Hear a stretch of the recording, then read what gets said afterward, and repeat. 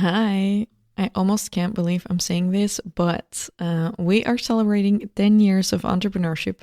And today I want to take you behind the scenes of the 10 lessons that took me 10 years to learn. Hello, and welcome to Fail to Win, a show where we love to make mistakes and learn from them so you can turn your passion into profits and live life on your own terms. I'm Amy van der Putten from FastForwardAmy, your host and coach, and I'll bring you a new episode with simple strategies every Tuesday. I want to start this episode in a really honest way because I think there's a lot of gurus out there who are trying to tell you what you should do and what's wrong and what's right. And I also make some of these pieces of content, but I think we often look at other people, other entrepreneurs, and we think, oh, they have everything figured out. And I will happily tell you, after more than 10 years of entrepreneurship, multiple 7-figure years, and thousands of clients I've worked with and a full-time team, I have actually not arrived at a place where everything suddenly feels easy or finished. I know, terrible for my authority to tell you this, but I just want to be honest. I don't have everything figured out. I'm always still building and I'm still learning. I also believe that the moment we stop learning is the beginning of the end. But although I don't have all of my shit figured out, I have arrived at a point of clarity. Clarity about what actually moves the needle and what doesn't. Clarity about, the true cost of certain things you allow in your business and in your life. And clarity about the difference between building a successful business in the eyes of other people and building a life you actually enjoy living. And that's kind of what I want to talk to you about in this episode. We're not going to talk about hustle and motivation and tactics, but some of the real lessons entrepreneurship teaches you over time, some of the things you kind of need to stick to, even when you don't want to. And some of the things, maybe realize too late. But I think one of the most important things that's not even one of the 10 lessons I want to talk about today is simply to not just chase growth for growth's sake. I know a lot of people do that. I personally can't. But I want to talk about the question, is this still serving the life I wanted this business for? A couple of weeks ago, I woke up after a really busy period in my life. I don't know if you follow me on social media, but on FastForwardAmy, you probably saw I had a bunch of events and travel with clients, Los Angeles, Portugal. And at the same time, I've been trying to massively take care of my health. And then, you also have a family and a relationship and all of those things. And I just woke up after Christmas and I was like, whoa, I'm tired. And I realized I had too much on my to-do list. It was just something like I'd been dragging the to-dos along on my list for a while. And then all of a sudden I realized wow, I have so many to-dos that kind of crept up on me because people kept giving them to me. And I actually don't want to do them. And then at the same time, I realized that, recording podcasts, I don't know if you noticed, but I repurposed a bunch of podcasts these past couple of weeks because, I've been podcasting for over 5 years. I have hundreds of episodes and I didn't really feel like podcasting, but I did want to show up consistently. But I realized holy shit, I love podcasting, but other things have just been, a priority. And I actually don't want to do it that way. So I basically just turned around to my team and I told them hey, we're going to change a couple of things because the way we're currently running the business, the setup of the to-dos and the tasks and the projects, it's actually not the way I want to run the business. So let's change it. And it's because over the years, I've hit that point a couple of times where you notice something. I noticed a couple of things with clients too in these past couple of weeks. And I was like, this is not the business I wanted to build. Let's change. And I think when you look at other people online, you look at them and you think, wow, they've got everything figured out because we kind of put them on a pedestal, right? I know a lot of people are currently doing this with Alex Hormozi, Lil Hormozi. They used to do this with Gary Vaynerchuk. And these are all public figures talking about business. And I look at what they're doing as well. But I've also been really blessed with an inner circle and a network of people that know people on the inside of the really big online business gurus. And I have my own, inner circle. And I can tell you, none of what it looks like on the outside is actually what's happening on the inside.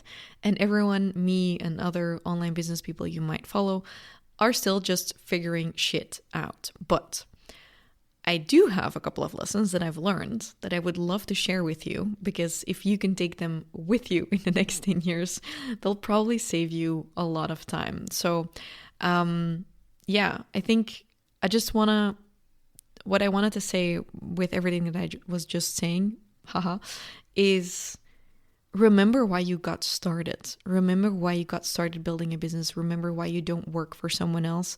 Because when you wake up and you're dreading your day, like you're dreading, opening the laptop and working on the business, this can happen a couple of times. I mean, I was just in a very long tax audit and some other things I've been dealing with behind the scenes that weren't fun.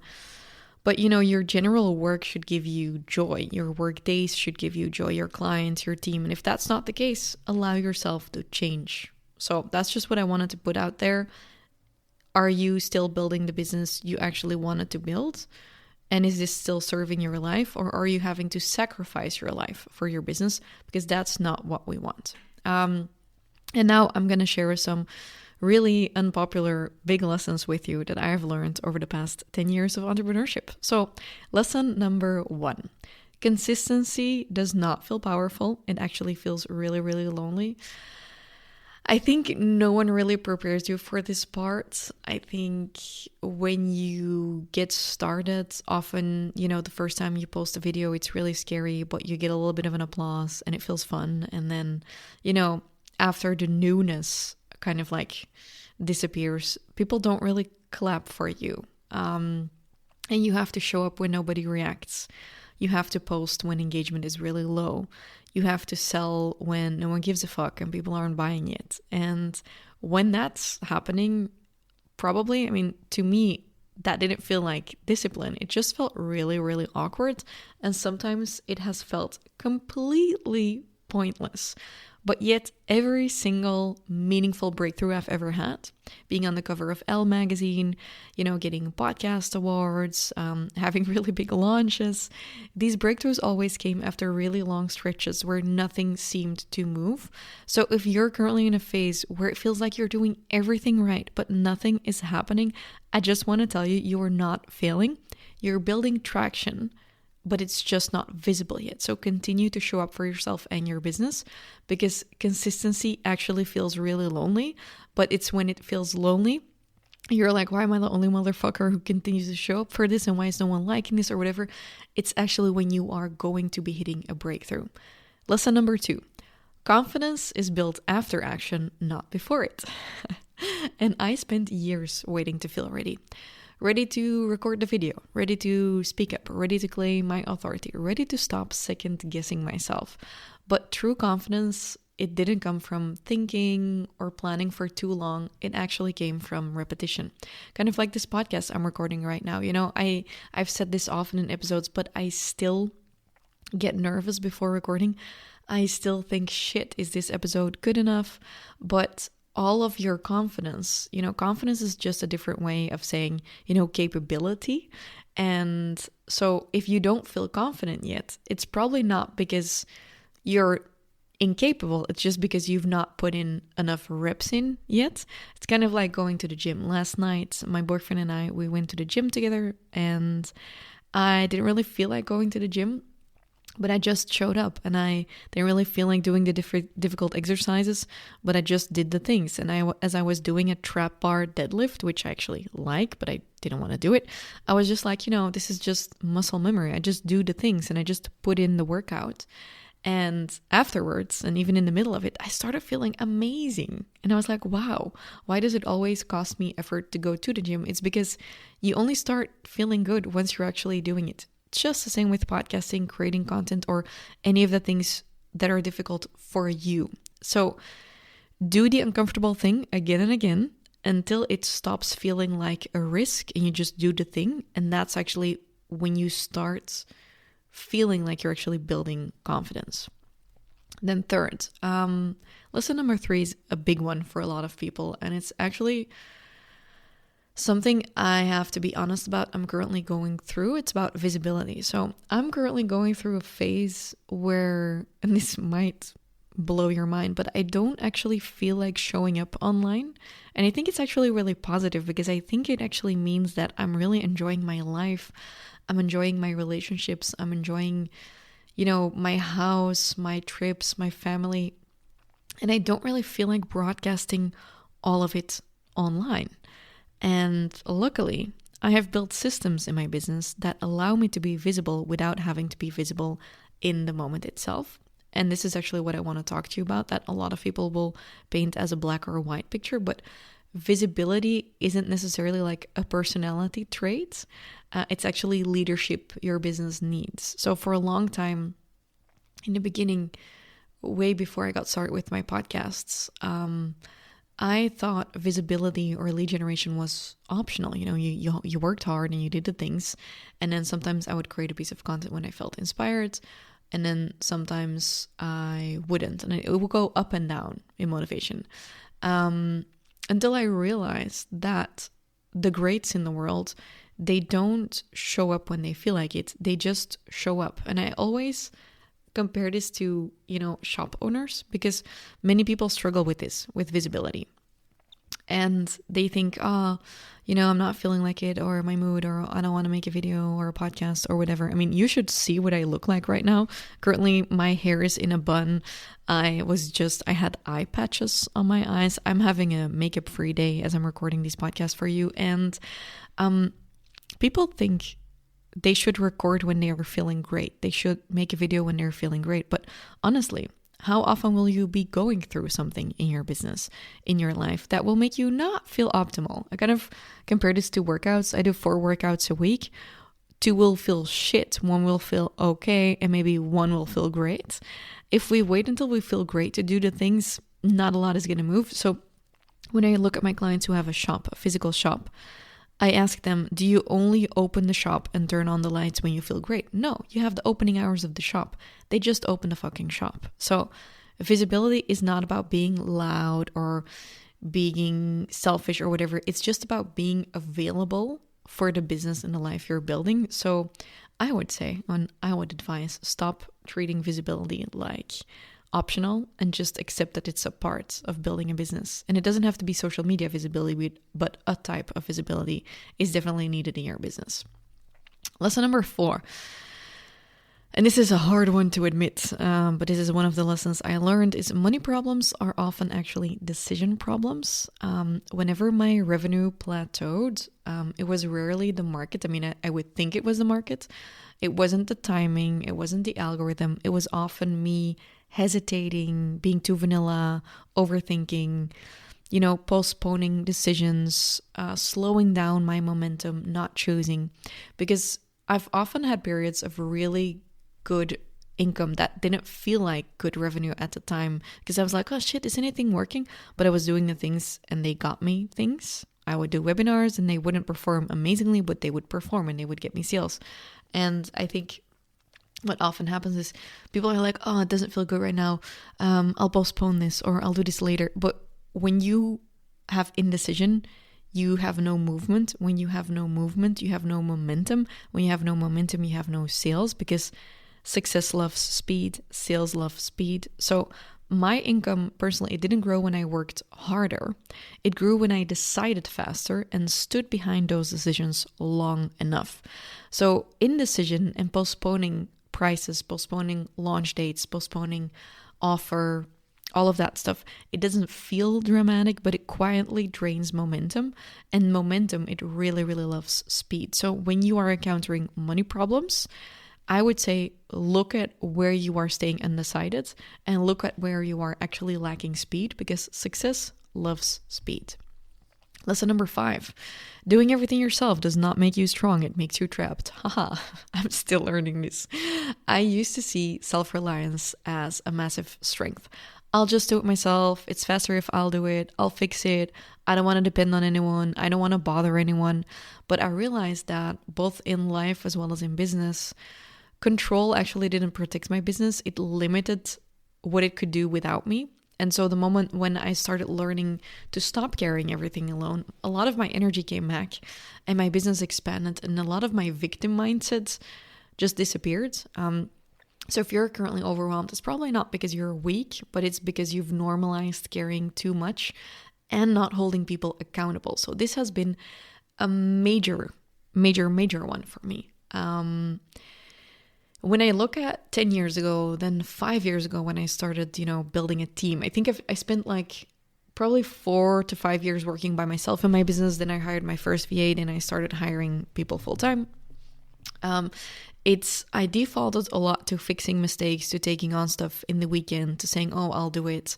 And even in my relationship, when your partner kind of gives you a sign that they didn't follow through or they didn't do the touchdown with the ball, I think it happens to a lot of women where we're like, well, mental load and all, I'll add one more thing to my list. I'll just do it because I don't even want to bother anyone else, and I'll just do it.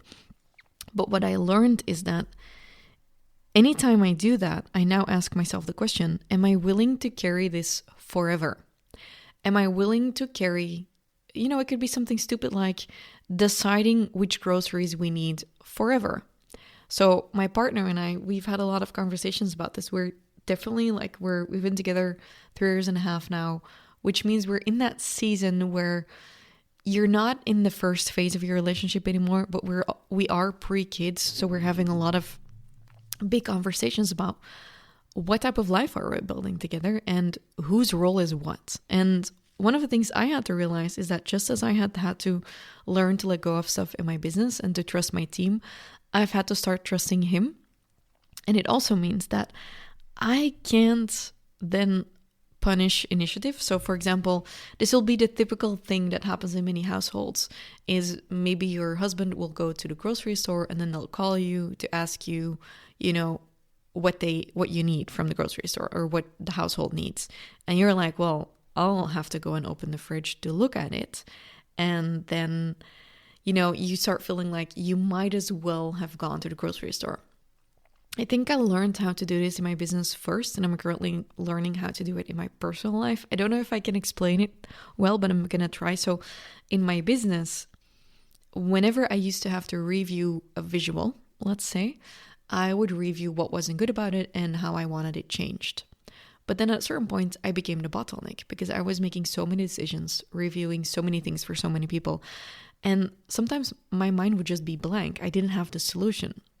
And so what shifted is I would tell my team this and this I can see that's not correct, or it's not the vibe we want or the brand, or, we shouldn't do that because of this and that.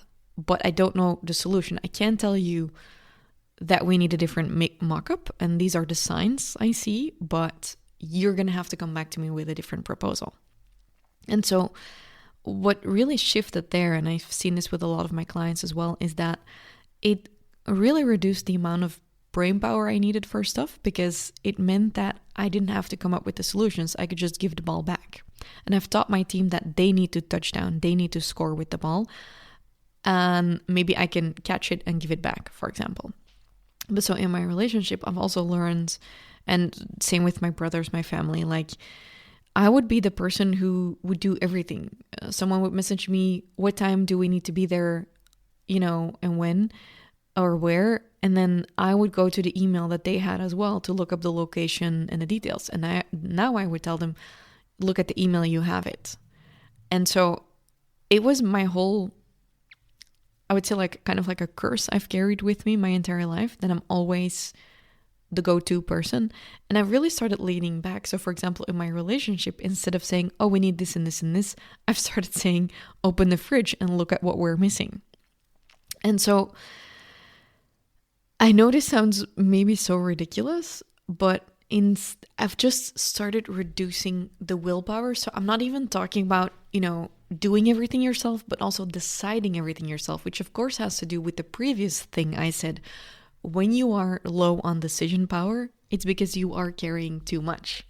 And so if we want you to make better decisions for your health, for your business, revenue, all of that, we got to make sure you're not carrying so much shit yourself.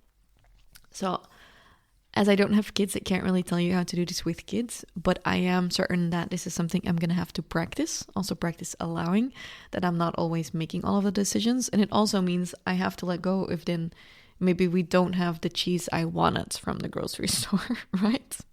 Or if it turns out a little bit differently than I wanted, because then I should have just done it or said very clearly what I wanted. But if you don't want to be trapped in doing everything yourself all the time, carrying everything yourself, you need to stop doing it and start empowering other people to do shit for you. Lesson number 6. my nervous system wasn't broken, but my business design was. I want to say something really clearly, though. I think there's a lot of people who say that you can't build a healthy business if you're not healthy, or you can't make a lot of money if your nervous system is shot. I actually think you can. I think you can build a big business with a crappy nervous system. I think you can make a lot of money. I just think you'll burn out eventually. And I just think you won't be able to keep it up. So can you make a lot of money eating fast food and having shitty habits? Yes. Will you be able to keep up with it? No. So for me, I am definitely the person who always worked out and ate healthily, and still my business just demanded so much from me. But I actually realized it wasn't just my business. It's just the design of my business. So, what happened to me is I would have same day turnaround time with my team. I would be reachable for many people, for clients and stuff. And at a certain point what happened is actually my business design started interfering with my nervous system. You know, the constant urgency, always being reachable, feeling like everything depended on me, never really being off. At some point, it happened gradually. My life started shrinking so the business could keep growing. And that's when I realized something really uncomfortable. It wasn't a mindset thing or a people-pleasing thing or that I wasn't resilient enough. It was a design issue because my business was designed in a way that it was going to cost me joy. So I actually started redesigning my business. And that could mean, not launching when you're on vacation anymore because you just know it will have an impact. Or, deciding to do a lighter launch when you're on vacation so it can actually happen without you. Or, redesigning availabilities with my team. I used to have meetings every day, and then I decided, we're not going to do that anymore. Not having same day turnaround times. Just like I mentioned in the beginning of this episode, currently I saw that I had a lot of to-dos for my team. This has been going on for a couple of weeks to months. And I just told them hey, we're not going to do that anymore. You're not going to give me those tasks. You're going to plan in a meeting. You're going to walk me through what you need really quickly. And then we're going to reduce the time you need from me in order to execute those tasks. So if you're currently feeling like you're just shattered from running your business, what I've seen with a lot of my clients is, for example, they are really tired of doing Instagram lives at night. And they're like, yeah, but my audience, the only time they can watch is at night. And they're actually morning people, right? And they'll sleep really badly when they go live at night. I'm like, well, you could go live in the morning. And they'll tell me, no, but because all of my clients are working. And I'll tell them, are you willing to give up 20% of your results if you could get back maybe 40% of your energy? And then what we see is often they'll start testing. Could I go live in the morning? Could I go live midday? And they'll realize that they're not giving up that much of their results, but it's just that they've started designing their business in a different way. So if you're currently feeling stuck and you're feeling like your nervous system is a little bit broken, maybe you need to change your boundaries in your business. Maybe you need to change the expectations in your business, not work on same day turnaround table timing. And maybe that can actually really help you. Now, I will say there will be patterns of you that come back in that. For me, I can say, hey, I redesigned my business and that really helped my nervous system. And there were patterns of people pleasing and carrying everything that I also had to work through. So I don't think there's a simple answer or simple lesson in this, but I will say that it's not just your nervous system, it's also your business design. I think that's what I want to say. Okay. Cool. Next lesson I learned in the past 10 years. Authority compounds faster than tactics. So whenever I get really, really mindful of who I'm making podcasts for, of who my ideal client is, of how to position my authority, I think really well about an email or the way I position something or I launch a new product, it goes really, really well. But every time you just simply chase a new strategy or a new clever trick, everything starts feeling a lot heavier. And that's actually one of the reasons I created my Authority Accelerator. Because, algorithms are going to change and people, will be more on their phone, less on their phone, or whatever, and reels will be the hype, and then carousels will be the hype, or whatever. But authority isn't about being really impressive or, trying the latest trend. It's about being clear enough and positioning yourself in a way that people trust you. And that trust will compound. So if you're currently trying to chase every new trend, I will tell you, authority will compound faster than tactics. And this means that you really need to decide what you're showing up for. And then obviously you need to do that in a really consistent way. Lesson number 8, and I wish I could tell all of my clients this, and I know some of my clients are listening to the podcast, so shout out to every single client listening to this podcast. Lesson number 8 is most people will quit when things get quiet. Not when it's hard, but actually when it's boring. So the phase before momentum often feels really repetitive, uneventful, and almost dull. So for me, I've just had 2 years actually, where I rebuilt a lot in my business. And a couple of weeks ago, I was almost like, it's like this tiny voice in my brain almost went like, let's go and fuck shit up. And I was like, nope, let's quiet that little voice, because actually being able to compound in the upcoming year from everything I've built in the past couple of, 2 years when I rebuilt my entire product suite, this is where it becomes really great. I've had this with my podcast, thinking no one is listening, let's just stop. And then clients just flood in and they all say, oh, I listened to that podcast episode. It was so great. It felt like you were talking to me. So the phase before momentum is often where you get really bored and you start thinking, should I go and fuck shit up? Should I change my product? Should I change my avatar? Should I change my branding? Should I get a new website? No. If it's feeling quiet right now, but you are staying consistent, you're probably closer than you think. And this is where most people stop. And I would invite you to not stop. By the way, I know that a lot of people are in a phase in their life where they're like, well, but Amy, I've been at this for a long time. I've been really consistent. I am not stopping, but I'm still not, flush with cash. I still don't have a buffer in my bank account. To you, I would say I do get that as well. I see a lot of people go through this year after year. They keep showing up. They stay strong, and they're still not making enough money to actually, start building up a buffer. And they don't feel rich yet. Not rich in time, not rich in love, not rich in, health. And that's actually why I am hosting my Get Rich Challenge this year. So currently, we are going to be hosting the Get Rich Challenge. And if you are at a point in your life where you're like, ooh, rich feels a little bit like an icky word, I get it, because I was also very much in doubt about the name of that challenge. But I stand by it because I believe you and I, we both work too hard and we care too much to not also get rich from what we do. So if you're interested in the challenge, I'll be hosting it live. You can subscribe. You'll get live access to the 4-day challenge, and you'll get some recaps and assignments from me. All you have to do is just message me Get Rich, just like one word, Get Rich, on Instagram on FastForwardAmy, or go to the link in this description of this episode. It's going to be really great. It does not happen often that I prepare on time to host something, but I prepared all of this last year.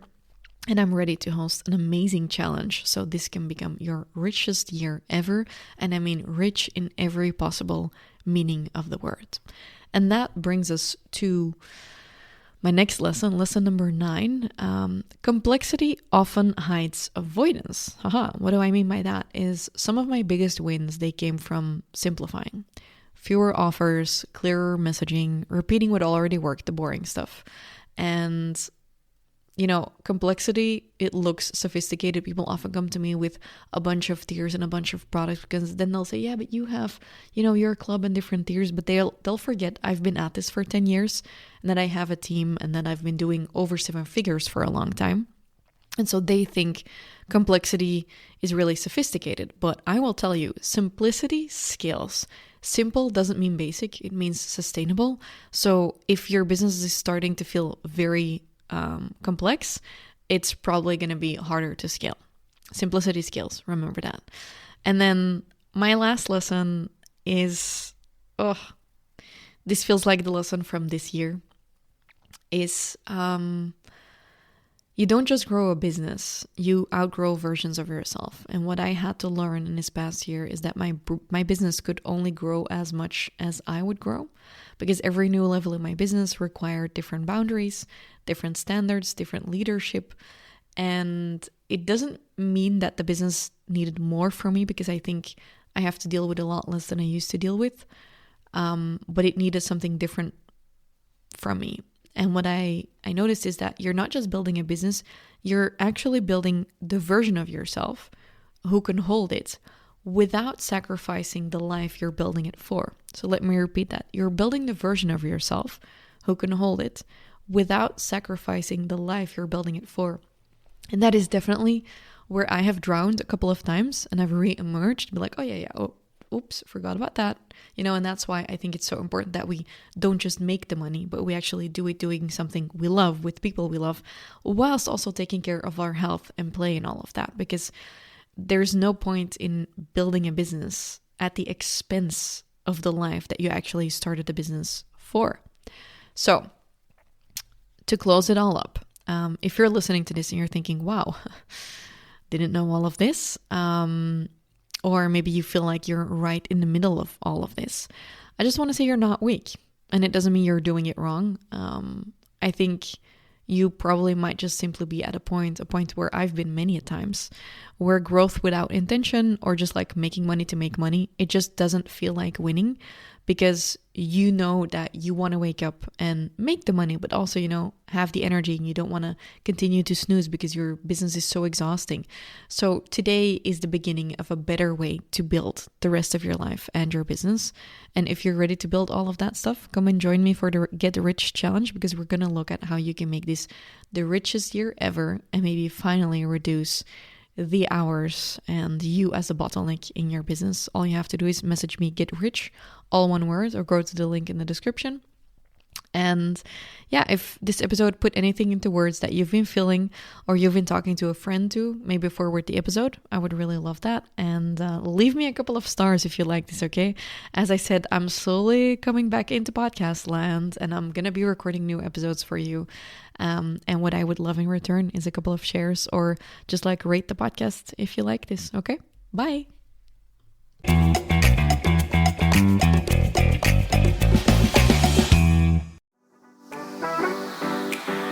Hey, I've got some really exciting news, because this year I'm starting something really special together with you. Because in 2026, I'm going for my richest year ever. And when I say rich, I don't just mean money, but I also mean health, love, energy, friendships, and a life that truly feels full of life, not just business and making money. And this is why I'm hosting the Get Rich in 2026 challenge. 4 days of live coaching online with me every morning at 9 a.m. I'm going to give you practical assignments. We're going to really focus on what you actually need to do, which actions you need to take. So it's not going to be vague bullshit and just, all of the abstract stuff you can't really translate to your life and business. We're going to take really clear steps and create the momentum you need in your life and business so that together we can make 2026 your richest year ever. If you're in and you want to do this live with me and get all of the recaps and the assignments, make sure you go to Instagram on FastForwardAmy and you just message me Get Rich, all one word, or simply click the link in the description of this episode, because together we can make this